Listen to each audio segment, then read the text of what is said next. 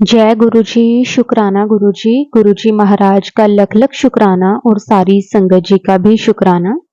संगत जी, गुरुजी सिर्फ और सिर्फ हमारे भाव देखते हैं। गुरुजी ये नहीं देखते कि हम कितने अमीर हैं, हमारे पास क्या है। संगत जी, अगर हमारे भाव सही हैं, फिर चाहे हम गुरुजी को किसी भी रूप में माने, संगत जी गुरुजी हर पल हमें ब्लेस करते ही करते हैं।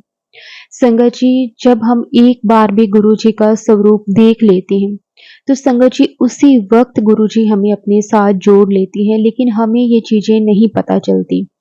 संगत जी, गुरु जी किस किस तरह से कब कब हमें ब्लेस करते हैं, संगत जी हम इन सब चीजों से बहुत अनजान होते हैं, क्योंकि संगत जी हम अपनी ही दुनिया में रहते हैं। हमें नहीं पता कि गुरुजी की महिमा, गुरुजी की कृपा क्या है। लेकिन संगत जी, जब हम गुरुजी के साथ कनेक्ट हो जाते हैं, गुरुजी के साथ हमारा एक रिश्ता बन जाता है, संगत जी तब हमें पता चलता है कि गुरुजी ने तो हर पल हमारा साथ दिया है। हर एक सिचुएशन में गुरुजी ने हमें संभाला है। संगत जी, हमें भी गुरुजी का हर बार, हर श्वास में शुक्राना करना चाहिए। जो गुरुजी ने दिया उसका भी शुक्राना, जो नहीं दिया उसका भी शुक्राना। संगत जी, आज का सत्संग बहुत प्यारा सत्संग है। गुरुजी की बहुत ही प्यारी बेटी द्वारा सत्संग को शेयर किया गया है। संगत जी, सत्संग को पूरा अंत तक जरूर सुने। अगर संगत जी आप भी अपना सत्संग शेयर करना चाहते हैं, तो डिस्क्रिप्शन में व्हाट्सएप नंबर और जीमेल आईडी दी हुई है, आप उस पर सत्संग को भेज सकते हैं। तो अब हम सत्संग को शुरू करते हैं। जय गुरुजी, शुक्राना गुरुजी, अनंतम अनंतम शुक्राना गुरुजी। जय गुरुजी, शुक्राना गुरुजी, लख लख शुक्राना। ये मेरा पहला सत्संग है गुरुजी, तो इसलिए अगर मुझसे कोई भी भूल चूक हो जाए तो मैं सबसे हाथ जोड़ के विनती करती हूँ, मुझे माफ़ कर दीजिएगा। मैं कोशिश यही करूँगी कि जो भी गुरुजी मुझसे बुलवाना चाहेंगे वही बोलें, पर फिर भी पहला सत्संग है तो पहले ही मैं उसके लिए गुरुजी से विनती करती हूँ। अगर कोई भी गलती हो जाए तो मुझे उसके लिए क्षमा कर दीजिए। मैं दिल्ली की संगत हूँ, मैं अपना नाम नहीं बताना चाह रही हूँ, लेकिन मैं गुरुजी के साथ 2015 से जुड़ी हुई हूँ। 2015 में पहली बार, जैसे सब कहते हैं कि सत्संग की शुरुआत वहीं से करनी चाहिए कि जहाँ से आपने गुरुजी के साथ आपकी कनेक्टिविटी हुई है, पर मैं सच कहूँगी 2015 में पहली बार मैं जब गुरुजी के मंदिर गई थी, तब मैं गुरुजी के मंदिर के बाहर तक पहुँचने के बावजूद भी अंदर जाने में के लिए बिल्कुल भी तैयार नहीं थी। वजह इसकी ये थी कि मैं गुरुजी से पहले 2 संतों के पास जा चुकी थी, मतलब उनके अंदर कोई कमी नहीं थी, पर मेरा मन ही वहाँ पे कहीं पे भी टिकता नहीं था। पहले मैंने एक संत को अपना गुरु बनाया, लेकिन वहाँ कहते हैं ना कि शायद आपके मन की बात नहीं हुई तो आप उन्हें छोड़ देते हो। मैं वैसे ही उन लोगों में ही आती थी, संगत सी। फिर मैंने एक दूसरे गुरु को एक दूसरे संत के पास गुरु बनाने का सोच लिया था मन में। अभी मैंने पक्का ही किया था कि मैं अब उनको ही अपना गुरु बनाऊंगी, क्योंकि वो मेरे मम्मी पापा उन्हीं को मानते थे। बस ये वजह थी एक कि मैं उनके पास जाना चाहती थी और मैं थोड़ा देखना चाहती थी कि आखिर ऐसी कौन सी बात है उनके अंदर कि मेरे मम्मी पापा बचपन से मैंने उनको देखा है, उनके साथ ही जुड़े हुए हैं। तो इसलिए कहीं ना कहीं मैं गुरुजी के मंदिर के अंदर पैर भी रखने से पहले बहुत हेजिटेट कर रही थी। इनफैक्ट मुझे अच्छे से याद है आज भी वो दिन, मैंने गेट के बाहर जब पहली बार गुरुजी का जो दरबार का जो द्वार है वहाँ पे पैर रखते समय भी यही बोला था कि गुरुजी मैं आपके यहाँ आई ज़रूर हूँ, आपने बुलाया है तो ही मैं आई हूँ, वरना मैं कभी भी यहाँ तक भी नहीं पहुँच पाती, लेकिन मैं आपको अपना गुरु कभी नहीं बनाऊंगी। मैं उस वक्त भी इतना स्टबन बन के गई थी कि मैं आपको अपना गुरु नहीं बनाऊंगी और मुझे जो है ना उनको ही अपना गुरु बनाना है।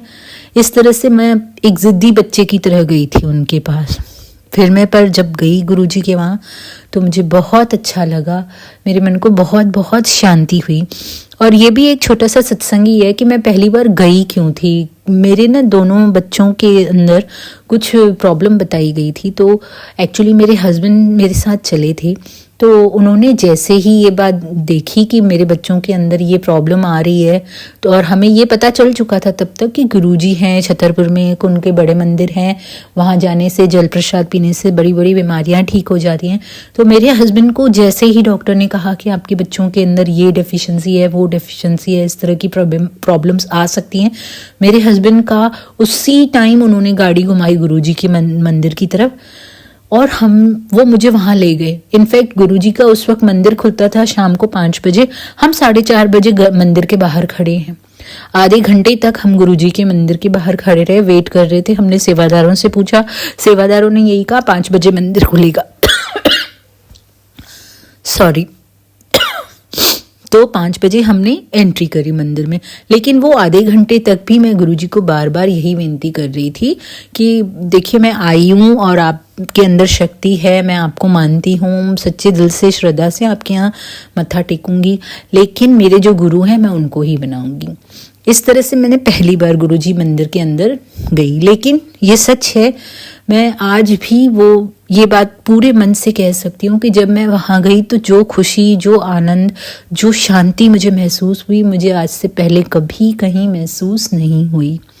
वहाँ हम अंदर बड़े मंदिर में, जहाँ पे मेन जो हॉल है, वहाँ पे बैठे रहे काफ़ी देर। उस वक्त तक तो बहुत देर तक बैठना अलाउ भी करते थे, तो हम काफ़ी देर तक मैं और मेरे हस्बैंड बैठे रहे। मेरे हस्बैंड तो रोए जा रहे थे बच्चों का सुनते ही, उनके तो मतलब पता नहीं क्या ही हो गया था। लेकिन वहाँ जब हॉल में पहुँची तो मेरे आंखों में से भी आंसू आने ही लगे, और वो सच में ऐसा समा था कि मैं उसको डिस्क्राइब करना भी चाहूँ वर्ड्स में तो नहीं कर पाती। इस तरह से फर्स्ट टाइम हम गए, वहाँ से जल प्रसाद लेकर आए, अपने बच्चों को पिलाया। उसके बाद लगभग हर महीने में एक बार ही हमारा जाना आना शुरू हुआ। हमारे जो फ्रेंड्स जो ऑलरेडी गुरुजी को मानते थे, उनके साथ भी हमने जाना शुरू किया। सोमवार शुरू हुआ जाना। पर मैं हर बार जाती, हर बार गुरुजी को यही बोलती कि गुरुजी मैं ना आपके यहाँ पे ऐसे है कि मैं नहीं करूँगी, देखिए आप बुरा मत मानिएगा इस बात के लिए, आप मेरे को पनिशमेंट मत दीजिएगा कि मैं आपके दरवाजे पे तो आई हूँ पर मैं आपको मानती नहीं हूँ। तो इस तरह से थोड़ा डर भी लगने लगा था मेरे मन में। तो दूसरी तीसरी बार जब हम गए तो वहाँ पे मतलब टेलीपैथी के थ्रू भी और एक आंटी के थ्रू भी, एक आंटी ने वहाँ पे दूसरी आंटी को कहने लगी कि ये तो मेरे पापा हैं और मैं तो यहाँ पे अपने गुरु पास से मिलने आई हूँ। जब ये वर्ड्स मेरे कानों में पड़े तो मुझे ऐसे लगा, उस वक्त मुझे ऐसे इंडिकेशन हुआ कि ठीक है ना, मैं गुरुजी को अगर अपना गुरु नहीं भी बना सकती हूँ तो मैं भी तो इनकी तरह उन्हें अपना पापा बना सकती हूँ ना। तो मैं उनके पास आऊँगी। तो उस दिन से मैंने गुरुजी को, और जैसे उस टाइम पे बिल्कुल गुरुजी के स्वरूप के सामने ही बैठी थी, उनका जो सिंहासन लगा हुआ था उसके सामने ही बैठी हुई थी। तो मैंने उनको यही कहा कि गुरुजी देखिए ये सच सच बात है और आपको तो सब कुछ पता है मेरे दिल की क्या हालत है, और मैं क्या हर बार आपके पास आई हूँ दूसरी तीसरी बार तो मुझे यहाँ आके अच्छा लगता है, बहुत अच्छा लगता है, बहुत सुकून मिलता है मेरे मन को, और मैं सचमुच आना चाहती हूँ। पर मैं आऊँगी आपके पास, अपने आप को अपना पापा बनाकर ही देखूँगी। और गुरुजी मैं दिल्ली से नहीं हूँ वैसे, तो मैंने उनको यही कहा कि यहाँ पे मैं जब आऊँगी तो मैं यही सोचूंगी कि मैं अपने मम्मी पापा के घर जा रही हूँ। इस तरह से उस टाइम पे पहली बार गुरुजी के साथ मेरा कनेक्शन स्टार्ट हुआ, और मैंने उन्हें दिल से अपना फादर माना, आज भी मानती हूँ। इनफैक्ट मुझे अब लगता है मेरी लाइफ में मेरे से सबसे ज़्यादा प्यार करने वाले मेरे पापा हैं। लेकिन गुरुजी को पता नहीं कैसे मेरे मुंह से भी निकला, उन आंटी के कान मेरे मतलब वर्ड्स मेरे कानों में पड़े तो मेरे मन में भी ये एक तरह की थॉट प्रोसेस शुरू हो गई कि हाँ ये मेरे गुरुजी नहीं है, मेरे पापा हैं। और मैं संगत जी आज भी उनको कभी भी गुरु मानती ही नहीं हूँ।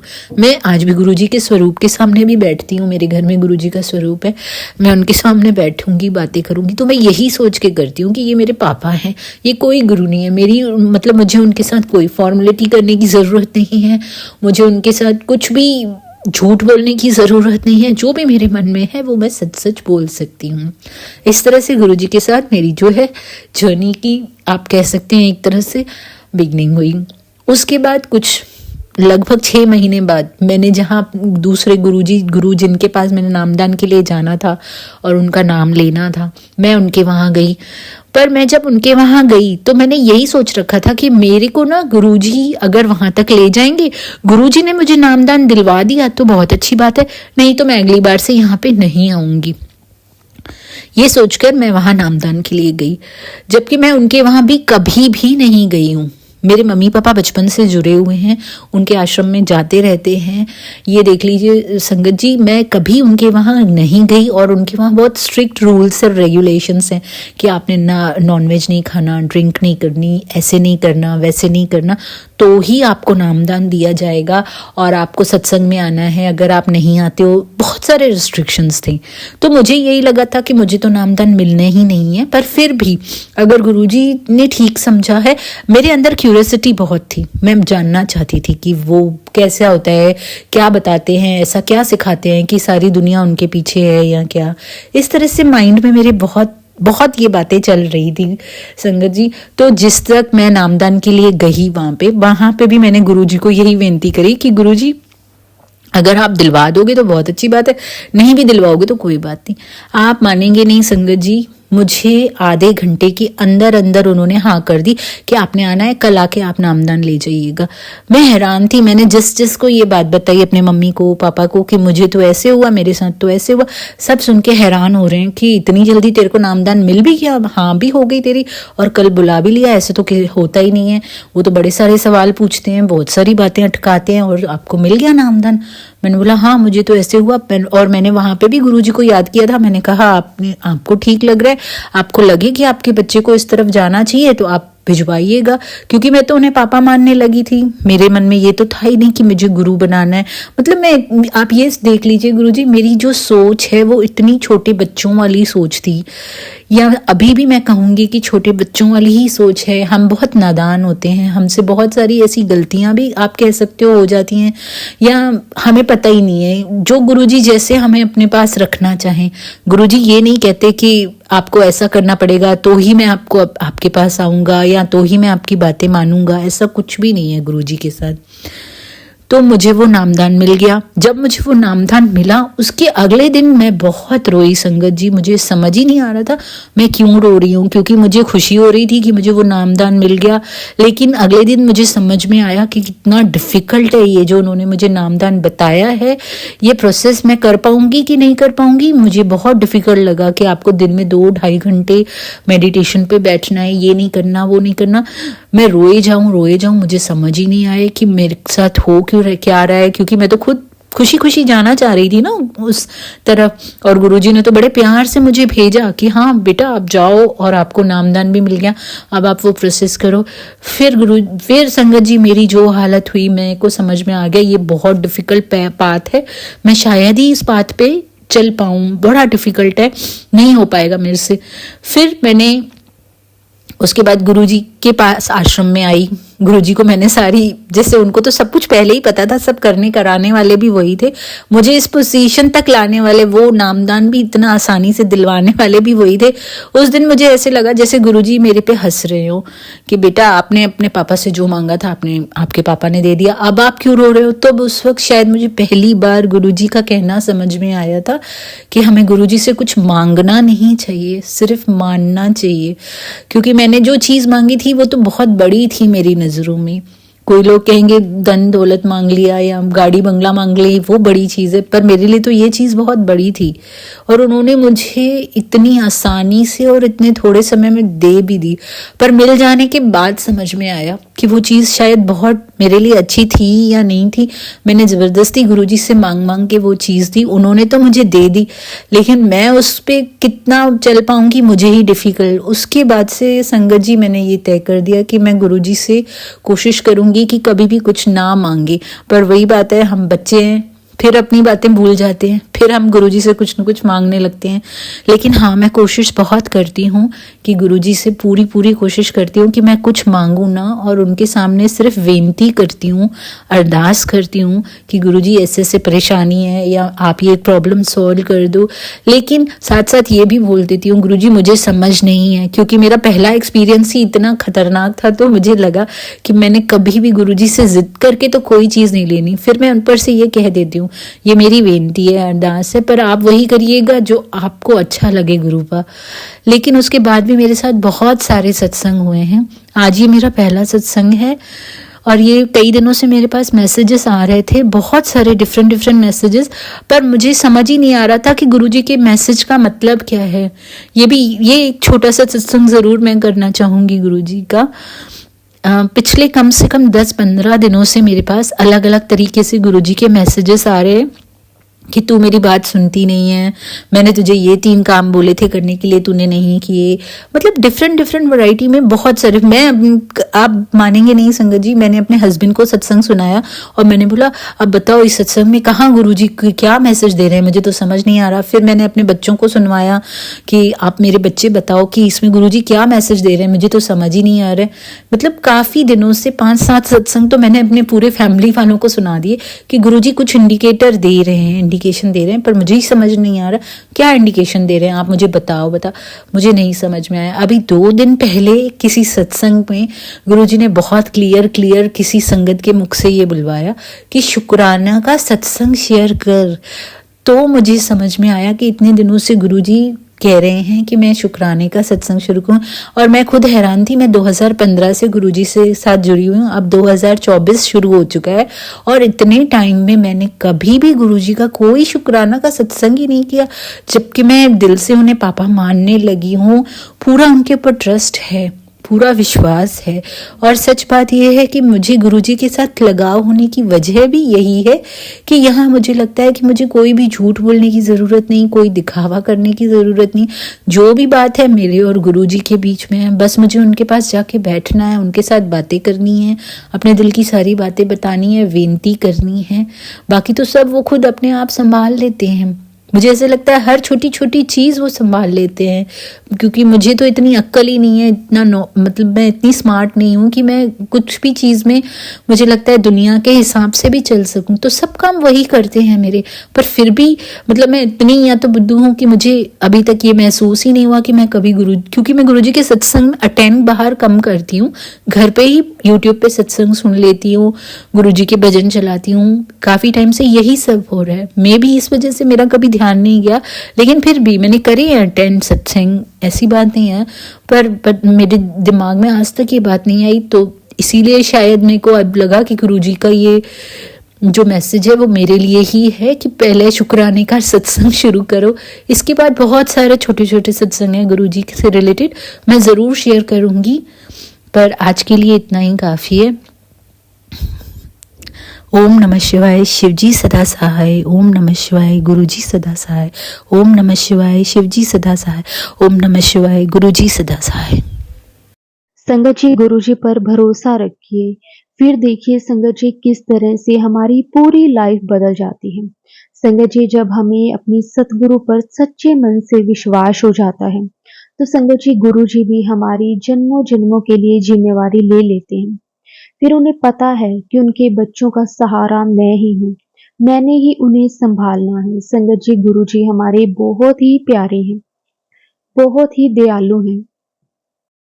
संगत जी, गुरुजी से प्यार करो, उनसे बातें करो, गुरुजी के पास बैठा करो, क्योंकि गुरुजी भी हमसे वक्त मांगते हैं। वो कहते हैं कि आप मेरे पास 2 पल बैठा तो करो, आपको किसी के आगे फिर रोने की, किसी को कुछ कहने की जरूरत ही नहीं पड़ेगी। संगत जी, हमेशा हमें हमारे गुरुजी को टाइम जरूर देना चाहिए। संगत जी, किस तरह से फिर गुरुजी भी हमारा साथ देते हैं। शुक्राना गुरुजी, ऐसे ही गुरुजी सारी संगत को हमेशा ब्लेस करते रहना। गुरुजी ऐसे ही सबको अपने चरणों के साथ लगा के रखना। शुक्राना शुक्राना शुक्राना मेरे मालिक, आपका हर श्वास में शुक्राना। जय गुरुजी, शुक्राना गुरुजी।